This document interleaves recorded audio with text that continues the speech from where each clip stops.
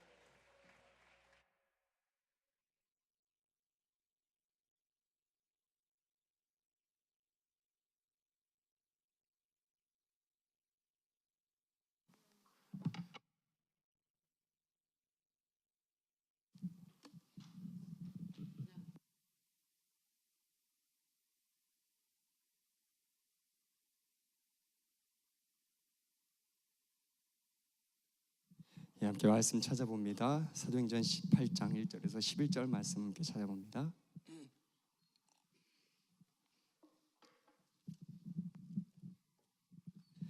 사도행전 18장 1절에서 11절.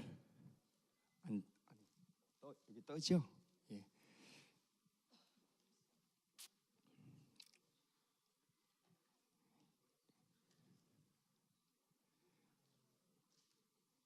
다 찾으셔야겠네요. 예, 빨리 성경 펴시고 사도행전 18장 1절에서 11절.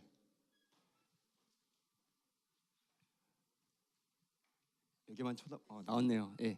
1절부터 교독합니다. 그의 바울이 아덴을 떠나 고린도에 이르러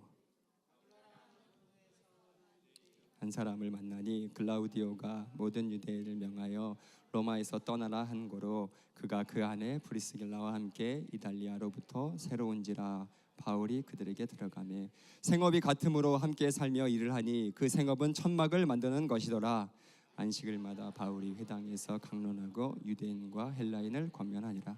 실라와 디모데가 마게도냐로부터 내려오매 바울이 하나님의 말씀에 붙잡혀 유대인들에게 예수는 그리스도라 밝히 증언하니 그들이 대적하여 비방하거늘 바울이 옷을 털면서 이르되 너희 피가 너희 머리로 돌아갈 것이요 나는 깨끗하니라. 이후에는 이방인에게로 가리라 하고 거기서 옮겨 하나님을 경외하는 디도 유스도라 하는 사람의 집에 들어가니 그 집은 회당 옆이라. 또 회당장 그리스도보가 온 집안과 더불어 주를 믿으며 수많은 고린도 사람도 듣고 믿어 세례를 받더라. 밤에 주께서 환상 가운데 바울에게 말씀하시되 두려워하지 말라. 침묵하지 말고 말하라. 함께 있으며 어떤 사람도 너를 대적하여 해롭게 할 자가 없을 것이니 이는 이 성중에 내 백성이 많음이라 하시더라. 같이 있습니다. 1년 6개월을 머물며 그들 가운데서 하나님의 말씀을 가르치니라. 아멘. 할렐루야. 할렐루야.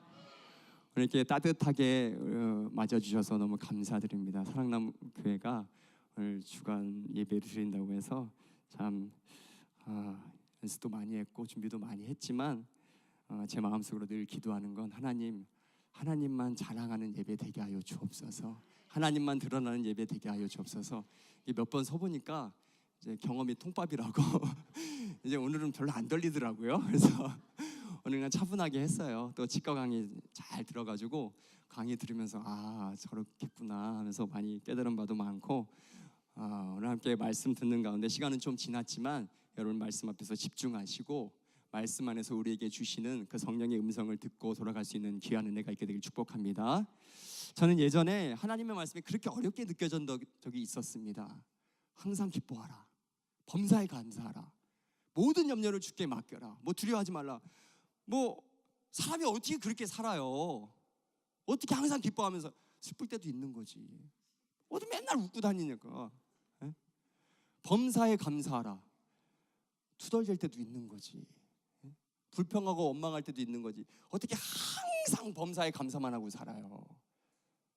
사람이 깊은 염려 가운데 그 염려를 주님한테 맡긴다 해도 나는 또 염려하고 살잖아요. 전 제일 이해 안 됐던 말씀 중에 하나가 강하고 담대하라. 저는 천성적으로 조금 이렇게 유약한 사람이에요. 여러분 어떻게 보실지 모르겠지만 굉장히 연약한 사람이에요. 그리고 아주 소심하고 두려움이 굉장히 많았던 사람이에요. 그런데 강하고 담대하래요. 아니 내 스스로 내가 약한 사람인 걸 내가 너무 잘 아는데 나도 강하고 담대하고 싶은데 어떻게 강하고 담대하라. 저는 이 말씀이 너무 안 믿어졌어요. 그러니까 어떻게 이렇게 말씀대로 사냐. 도대체 말씀을 읽어도 이해가 안 됐습니다. 그런데 18세기 철학자 루소라는 사람이 나는 왜 그리스도인이 되지 않았는가라는 책을 썼대요. 근데 그 사람이 그렇게 말했대요. 예수의 격언들은 참으로 고귀하다. 예수의 말씀들은 참으로 깊은 지혜를 우리에게 가르쳐준다. 그러나 예수는 우리에게 너무 높은 경지의 도덕률을 우리에게 제시하고 있다. 어떻게 원수를 사랑하는가? 어떻게 나를 핍박하는 자를 위해서 내가 기도할 수 있는가? 어떻게 내 십자가를 지고 나를 부인하고 예수를 따를 수 있는가? 세상에 그럴 사람들이 누가 있는가? 그래서 나는 그리스도인이 되지 않기로 작정했다. 제 얘기랑 좀 비슷하죠. 제가 가졌던 마음이랑 어쩜 그렇게 똑같을까? 전 깜짝 놀랐어요. 자, 그런데 제가 예수님을 인격적으로 조금씩 그 예수님을 알아가다 보니까 내가 그렇게 사는 게 아니고 내 안에 계신 주님이 나를 그렇게 이끌어 가시는구나. 그걸 알았어요. 다 같이 주님이 이끄신다. 시작. 나가 그렇게 살라고 아둥바둥거리면 강하고 담대한 사람이 어떻게 돼요? 내 안에 사랑이 없어요. 원수를 어떻게 사랑해요? 맨날 미워하고 돌 던지고 핍박하고 시기하고 질투하고 그렇게 살아가는 난데 주님이 나에게 은혜를 주시니까 모두를 다 사랑하게 되는 거예요. 그리고 어느 날부터 나를 핍박하는 자를 위해서 내가 그를 불쌍히 여기면서 눈물로 기도하고 있더라니까요. 여러분, 이게 은혜인 줄 믿으시기 바랍니다. 은혜예요, 은혜. 나는 강하고 담대한 사람이 안 돼요. 맨날 돌아서서 의심하고 또 깨지고 넘어지고 자빠지고 그러면서 인생을 살아왔는데 주 성령께서 내 마음을 딱 지배하고 계시니까 강하고 담대한 사람이 되는 거예요. 이제는 웬만한 두려운 일이 있어도 끄떡하지 않습니다. 끄떡하지 않아요. 그만큼 내가 강한 사람이 되어 있는 거예요. 여러분, 이게 은혜잖아요. 큰 은혜입니다.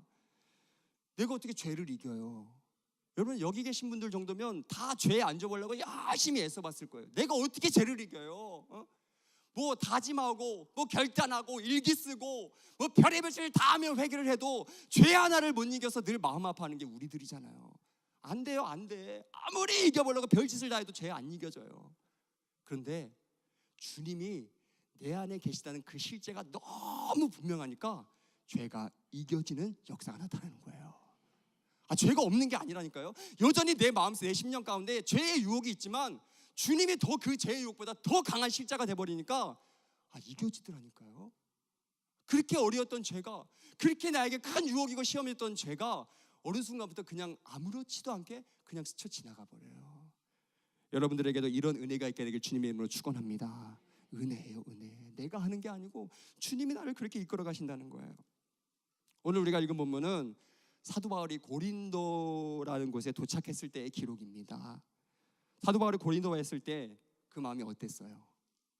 그 마음이 어땠나요? 너무 낙심하고 아주 비참함에 무너져 있던 상태였습니다. 고린도전서 2장 3절 화면 보시고 같이 읽겠습니다. 시작. 내가 너희 가운데 거할 때에 약하고 두려워하고 심히 떨었노라. 아멘. 약하고 두려워하여 심히 떨었대요. 심히 떨었대요. 고린도에 처음 왔을 때 바울의 심정이 이랬어요. 왜요? 고린도까지 지금 온 여정을 보세요. 성령의 인도하심으로 사도 바울이 주중해를 건너서 유럽 마게도냐 땅으로 갑니다. 그 마게도냐 첫 성이 어디예요? 빌립보 성이에요. 근데 빌립보 성에서 옥에 갇히고 매를 맞습니다.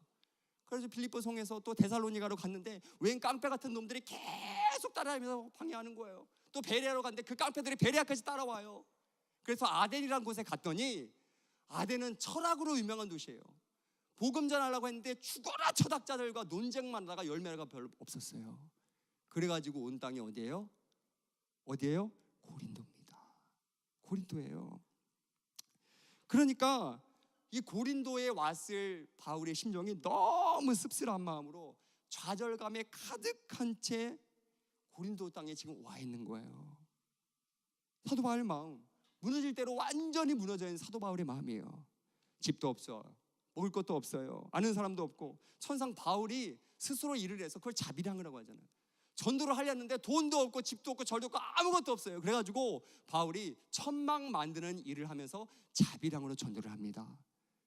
길리기아 다소 출신, 길리기아 다소라는 것은 염소 가죽 천막으로 유명한 곳이에요. 그러니까 어릴 때부터 그걸 늘 보고 자랐어요. 아유, 돈 벌어야 되는데 뭘 해서 돈 버냐? 그래, 천막이나 만들자, 천막이나 짜자. 그래서 시장판에 나가가지고 그냥 비참하고 처절한 마음이 다 녹아져서 천막 만들면서 자비량으로 전도를 하고 그렇게 천막을 만들다가 거기서 만난 부부가 누구예요? 브리스길라와 아굴라 부부예요. 브리스길라와 아굴라 부부. 결국 그 부부의 집에서 먹고 자고 하면서 동업자가 되고, 동업자가 동역자가 되고, 동역자가 위로자가 되어서 바울의 사역에 큰 위로가 됩니다. 자, 로마서 16장 말씀 함께 화면 보시고 같이 읽어보겠습니다. 시작. 너희는 그리스도 예수 안에서 나의 동역자들인 브리스가와 아굴라에게 문안하라. 그들은 내 목숨을 위하여 자기들의 목까지도 내놓았나니 나뿐 아니라 이방인의 모든 교회도 그들에게 감사하느니라. 아멘. 사도 바울에게 있어서 브리스길라와 아굴라는 너무나도 위로가 된 하나님의 선물이었어요. 그렇게 힘들고 비참하게 마음이 무너졌던 고린도에서 이 브리스길라 아굴라가 목숨을 바쳐도 바울에게 헌신했던 거예요. 그러니까 얼마나 큰 힘이 됐겠어요. 자, 또 반대로 생각해 보면 브리스길라와 아굴라 부부에게도 고린도에서 사도 바울을 만난 것은 뜻밖의 아주 큰 축복이었어요. 바울 입장에서 브리스길라 아굴라 부부를 만난 것도 큰 위로였지만 브리스길라와 아굴라 입장에서도 고린도에서 사도 바울을 만난 것이 큰 축복이었다는 거예요. 왜요? 그들은 로마에서 아주 부유하게 장사하면서 사업하면서 떵떵거리며 잘 살던 사람이에요. 그런데 글라우디오 황제 때 칙령을 내립니다. 이 로마에 있는 유대인들은 다 나가라. 아니, 유대인들 사이에서 기독교가 전파되기 시작하는데 전염병처럼 너무 무섭게 기독교가 전파되는 거예요. 그러니까 황제가 딱 봤을 때, 야, 이러다 로마가 쑥대박이 큰일 나겠구나. 이 로마에 있는 유대인들 다 나가. 그래서 글라우디오 황제 때 추방령을 내려버립니다. 그래서 쫓기고 집도 절도 없이 다 빼앗기고 쫓기고 와서 온 것이 고린도예요. 그러니까 이 브리스길라 아굴라 고린도 왔을 때 얼마나 마음이 비참했겠어요. 다 버리고 고린도에 왔으니 고린도는 상처의 도시고 절망의 도시였습니다. 그런데 그곳에서 누굴 만나요? 바울을 만난 거예요. 바울을 만나서 복음을 처음 전해 듣고서 가장 사도 바울 가까이에서 말씀으로 양육받으며 말씀으로 공부하고 1년 6개월 동안 말씀으로 철저히 훈련받아서 완전히 말씀 안에서 거듭나고 그의 인생이 완전히 변화되었습니다. 로마에서 비참하게 집도 절도 없이 재산 다 뺏기고 쫓겨났다고 생각했는데 아닌 거예요. 고린도에 딱 와봤더니 바울을 만나길 너무 잘한 거예요. 고린도가 축복의 도시였던 거예요.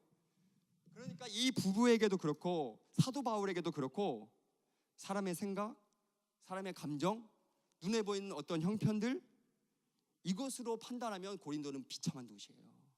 불행한 도시예요. 다 망한 절망의 도시예요.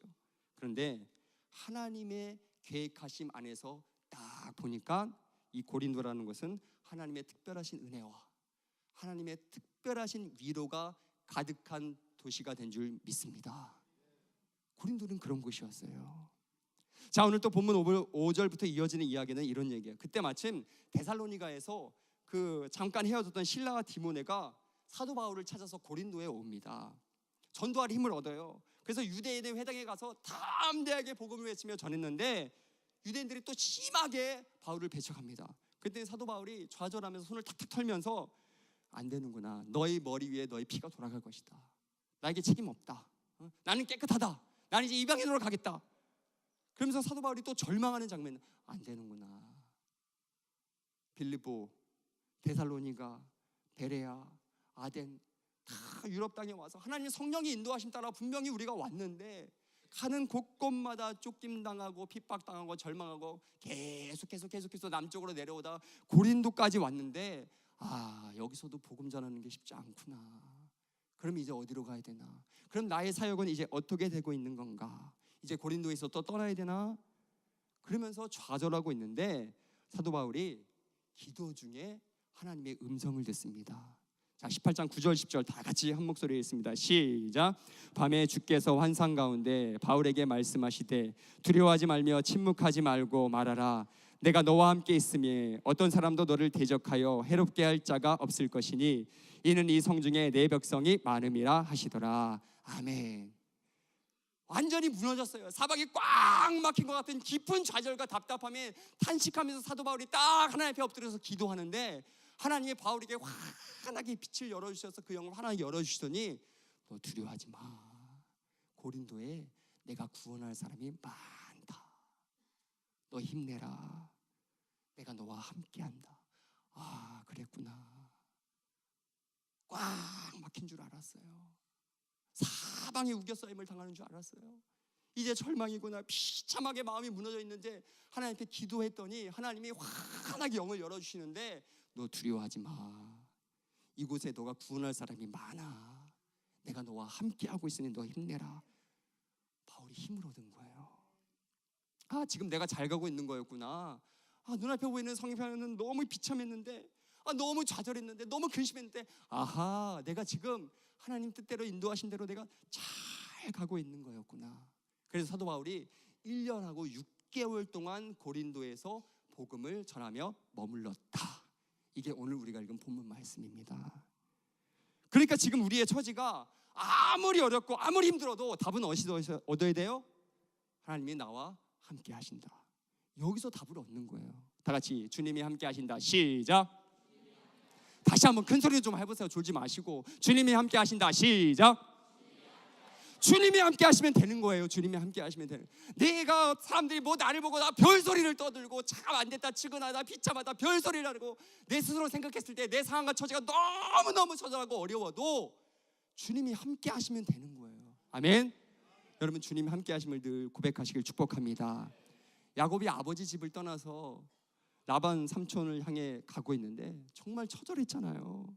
아버지 속이고 형 속이고 형이 야곱 죽인다고 쫓아다니면서 야곱 죽인다고 하니까 야반도주에서 아무것도 챙겨갖고 없고 야반도주에서 그 삼촌 댁으로 가는데 그 베델 들판에서 밤을 맞이하잖아요. 잠이 왔겠어요?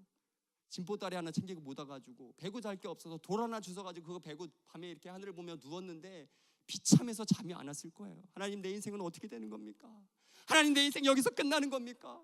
비참한 마음에 억지로 잠을 청했는데 그 밤에 꿈에서 하나님의 환상이 보이는 거예요. 하늘에서 빛이 쫙 비치더니 천사들이 사락다리로 오르락내리락 해요. 그러면서 하나님의 음성이 들려오는데, 야곱아, 두려워하지 말아라. 내가 너를 축복하리라. 그리고 너를 다시 이곳으로 돌아오게 할 것이다. 내가 너의 후손들을 축복하리라. 자, 그때 그 잠에서 깨어서 야곱이 했던 기록, 창세기 28장 말씀 함께 읽어봅니다. 시작. 야곱이 잠이 깨어 이르되 여호와께서 과연 여기 계시거늘 내가 알지 못하였도다. 아멘. 여호와께서 과연 여기 함께 계셨는데 내 마음이 비참하게 무너졌던 거예요. 내 인생은 어떻게 되나? 나 이제 어떻게 살아야? 내 인생 여기서 끝나야 되는 건가? 하나님이 함께 하셨는데 그걸 모르고 비참한 마음에 겨우겨우 잠을 청했는데 깨고 났더니, 야, 하나님 여기서 함께 하셨구나. 하나님 나를 다시 이쪽으로 돌아오게 하시고 나를 축복하시겠구나. 다시 한번 주님이 함께 하신다. 시작. 그러니까 여러분, 이 확신이 우리의 삶에 있으면 모든 것이 다 달라져 보입니다.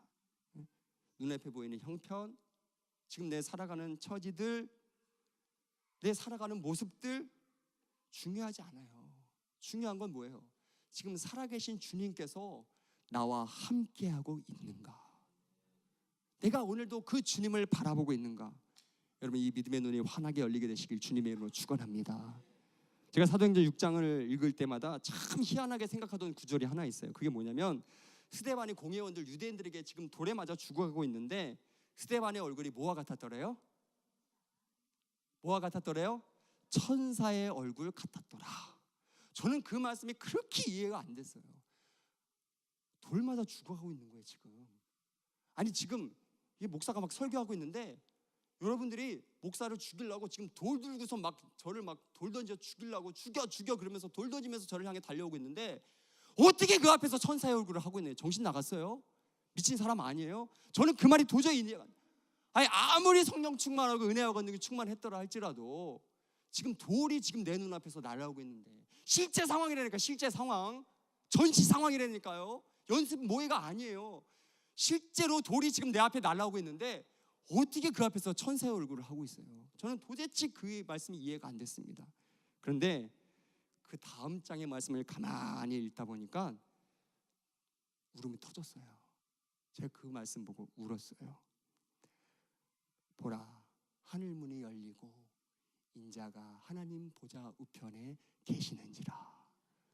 야, 울었다니까요. 스데반에게 지금 돌이 날라와요.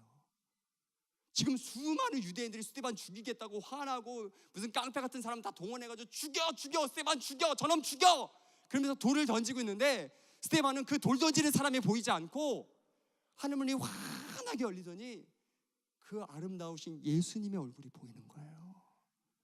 여러분, 그 예수님 바라보게 되길 축복합니다. 그 예수님 바라보면, 예수님 나와 함께 동행하심을 내가 마음에 확신하면 그 예수님의 얼굴을 내가 다시 한번 바라보며 일어나면 게임 끝. 아멘. 게임 끝나는 거예요. 모든 상황 종료되는 거예요. 뭐 힘들고 어렵고 처절하고 다 필요 없어요. 예수님이 내 눈에 보이는 거예요. 예수님의 음성이 내 귀에 들리는 거예요. 주님이 내 안에 계신 실제가 너무 분명한 거예요. 그런 내가 있게 되길 축원합니다. 그러니까 무슨 일이든 어떤 상황이든 내가 판단하고 결정하는 것이 아니라 기도하면서 판단하자는 거예요. 그래서 제가 오늘 설교 제목을 다 같이 기도로 판단하라. 시작. 다시 한번 큰 소리로 좀 하지 마. 큰 소리로 해보세요. 다 끝났어요 이제. 제가 오늘 일부러 짧게 준비했어요. 길게 하면 또 주책 맞다고 또 그럴까 봐. 다시 한번 기도로 판단하라. 시작. 기도로 판단하는 거예요. 기도로. 눈앞에 보이는 형편 가지고 판단하면 안 되는 거예요. 내 지금 살아가는 처지 가지고 나는 이렇네, 나는 저렇네, 나는 비참하네, 나는 씁쓸하네, 답답하네 하지 마시고 기도로 먼저 주님의 계획이 무엇입니까? 아버지, 주님께서 나를 이끌어 가시기 원하시는데 나를 향한 주님의 뜻과 주님의 선한 마음이 무엇입니까? 주님의 분명하신 인도하심을 내가 받기 원합니다. 여러분, 이렇게 기도로 날마다 판단하기 원하는 사람들은 기도하지 않고는 견딜 수가 없는 거예요. 가만히 보세요. 나는 기도 안 해도 살만하다. 아니면 나는 기도를 안 하면 답답해서 견딜 수가 없다. 그러면 전자예요, 후자예요? 솔직히 가슴에 손을 얹고 생각해 보세요. 솔직히 저보고 그냥 웃지 마시고 솔직히 한번 생각해. 나는 기도 하나면 너무 답답해요. 저는 한 20% 오버해가지고 말씀드릴게요. 20% 몇 프로요? 20% 오버해서 얘기하자면 그게 다는 아니에요. 기도 안 하면 체한 것 같아요. 기도 안 하면 뭘 해도 불안해요. 마음이 찜찜해요. 기도해야 되는데, 엎드려야 되는데, 주님 앞에 뜻을 구해야 되는데, 우리 성도를 사랑하는 마음으로 내가 축복해야 복받는데, 기도 안 하면 20% 거짓말 더 보태가지고 체한 것 같다니까요. 뭘 해도 마음에 자유함이 없어요. 그런데 참 신기한 건 뭐냐면 교인들 중에 기도 안 하고 사는 사람들이 너무 많아요. 저는 그게 그렇게 신기해요. 아니, 기도 안 하고 어떻게 예수를 믿어요? 기도 안 하고 어떻게 이 죄악 많은 세상에서 천국 가기를 원해요? 여러분, 정말 솔직히 한번 생각해 보세요. 기도 안 하고도 하루를 그냥 잘 살아요. 기도 한 번 안 하고도 그냥 아무렇지도 않게 일주일을 보내요. 여러분, 그게 진짜 예수 믿는 거예요? 그게 진짜 예수 믿는 겁니까? 가슴에 손을 얹고 한번 생각. 기도 없이 지금 내가 예수를 제대로 믿고 있는 건가? 진짜 예수 믿는 사람들은 기도로 엎드리지 않으면 찜찜해야 정상이에요. 내가 오늘 새벽기도 빠졌다, 내일은 꼭 가야지. 이게 정상이라니까요. 어쩌다가 급한 일이 있어서 수예배 못 갔어. 그럼 집에 가서라도 회개하면서 주님, 내가 오늘 예배는 빠졌지만 하나님 엎드려서 기도합니다. 그러면서 하나님 앞에 엎드려 기도할 수 있는 사람이 진짜 예수 믿는 거 아니에요? 근데 하루를 살아도 기도하지 않고 그냥 너무 평안해. 기도하지 않고 너무 기뻐. 기도하지 않는 게 너무 아무렇지도 않은 우리 일상이 되어가고 있다면 우리가 과연 천국 갈 수 있는 예수 믿는 사람인가? 여러분들 삶에 기도가 불붙게 되시길 축복합니다. 기도가 정말 살아나게 되길 축원합니다. 기도가 살아나야 돼요. 기도가 불붙어야 돼요. 그냥 일상에서 하는 기도 말고 전심으로 하나님 앞에 엎드려서 열려진 기도를 해야 합니다. 그런 기도로 여러분 정말 하나님 앞에 나가게 되길 축원합니다. 대학 입시절이 또 다가와요. 아마 이 중에도 입시생들 계실지 몰라요. 또 입시생들 부모님들 계시다면 끝까지 믿음 잃지 않고 하나님 앞에 그 믿음대로 담대하게 나가게 되시길 축원합니다. 예전에 어느 목사님 딸이 좋은 대학에 합격을 했어요. 그래서 주변 사람들이 축하합니다, 축하합니다, 다들 축하하고 있는데 정작 이 목사님 본인은 딸의 입시를 뒷바라지하면서 크게 회개한 것이 있다고 눈물로 그렇게 고백을 하는 걸 들었어요. 딸이 입시를 준비하는데 순간순간 되어지는 일로 어떨 때는 또 기뻤다가 또 어떨 때는 한없이 답답하며 우겨쌈을 당했다가 어떨 때는 또 괜찮았다가 또 어떨 때는 또 조급했다가 불안했다가 낙심하고 좌절했다가 그러니까 덩달아서 이 딸아이도 늘 아빠의 모습을 보면서 초조해하고 불안해하고 염려하고 낙심하는 거예요. 그때 야 걱정 마, 하나님 너 붙들어 주셔. 야 너 이 대학 못 가도 하나님 너 책임주실까? 걱정 마. 너가 하나님 말씀 안에 바로 서 있기만 하면 하나님이 너와 함께 하셔. 이 목사님이 딸아이에게 그렇게 조언하지 못한 게 너무 회개가 되더라는 거예요. 그러면서 눈앞에 보이는 형편 때문에 늘 초조해하고 어쩔 때는 기뻐했다가 어쩔 때는 그냥 또 살만했다가, 어쩔 때는 또 불안했다가, 또 한없이 낙심했다가. 왜 딸아이에게 그런 믿음을 가르쳐주지 못하고 목사로서 이렇게 안절부절한 모습만을 보였을까? 너무나도 부끄러워가지고 딸은 좋은 대학 갔는데 이 목사님이 눈물로 회개했다는 거예요. 많은 성도들이 아이들을 공부시키는 것을 신앙과 별개라고 생각합니다. 더 나아가서 내가 진짜 하나님을 의지하고 믿음으로 살아가는 그 삶이 나의 실제의 삶과는 별개라고 생각을 많이 해요. 그러니까 하나님의 어떤 인도하심, 하나님의 이끄심, 하나님의 계획들을, 하나님이 나에게 주신 어떤 역적인 사인들, 그건 너무 작게 여겨져요. 너무 하찮게 그냥 별답지 않게 그냥 넘어가는 거예요. 그리고 눈앞에 있는 문제들, 뭐 돈 문제, 건강 문제, 자녀 문제, 뭐 직장 문제, 이런 문제들만 대단하게 큰 것처럼 느껴져서 그냥 머리 싸매고 눕지. 하나님의 인도하심, 하나님의 역사하심, 어떤 나에게 주는 사인들, 어떤 주님의 마음들, 이거 그냥 다 무시하고 살아가는 거예요. 그러면 어떻게 돼요? 이 모든 상황을 하나님 앞에 맡긴다, 나와 함께 하신다, 하나님의 인도하신 대로 따라간다, 이게 없다면 우리의 삶은 안 믿는 사람과 똑같아지는 거예요. 여러분, 이게 예수 믿는 거예요? 안 믿는 사람이 근심하는 거 나도 똑같이 근심하고 살아요. 안 믿는 사람이 문제 앞에서 머리 싸매고 누우면 나도 똑같이 머리 싸매고 눕는 거예요. 낙심하고 좌절하고 근심하면 나도 똑같이 염려하고 두려워하고 답답해하고 절망하고 그냥 나아가 주님 붙들지 못하고 내 판단대로, 내 생각대로, 내 계획대로 그렇게 행해 나가면서 안 되면 또 좌절하고 한없이 낙감하고 한없이 주저앉아버리고 그렇게 살 수밖에 없는 거예요. 여러분, 이게 예수 믿는 게 아닙니다. 여러분, 진짜예요. 기도가 불붙게 되시길 축원합니다. 진짜 기도가 살아나는 그런 여러분들 되시길 축원합니다. 주님이 말씀해 주시고 내 갈 길을 열어주실 줄 믿습니다. 그러니 나는 주님께 묻고 기도하며 주님만 따라가겠습니다. 어떤 형편에서도 어떤 상황이 나한테 들이닥쳐온다 할지라도 그렇게 기도하면서 겸손히 잠잠히 주님의 생각과 계획을 깨닫고 나면 우리의 모든 판단이 다 달라지게 될 줄 믿습니다. 모든 생각, 이전의 판단 생각들 다 달라지는 거예요. 뭐가 잘 된 일이고 뭐가 잘 안 된 거예요. 기도하기 전에 속단하지 마세요.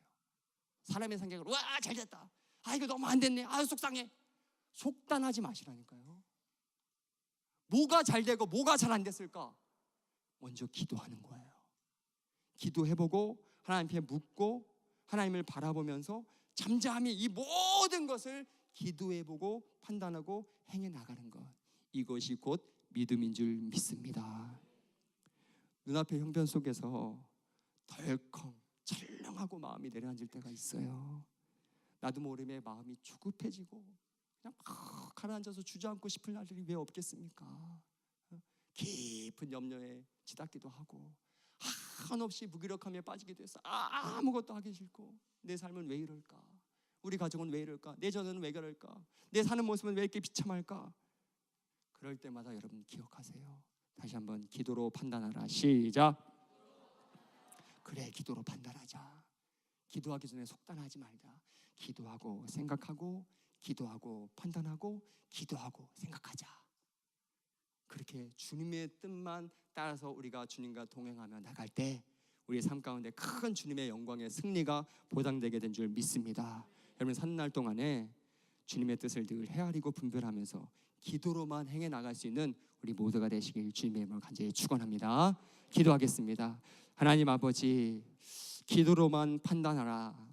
사도 바울이 고린도에 왔을 때 그 마음은 처절했습니다. 가는 곳곳마다 쫓김을 당하고 매질을 당하고 유대인들을 배척하며 그의 마음이 한없이 무너진 채 고린도에 왔건만 하나님이 그에게 브리스길라와 아굴라라고 하는 충성스러운 믿음의 종역자를 붙여주시고 내가 너와 함께한다, 이곳에서 너가 구원할 영혼들이 많다.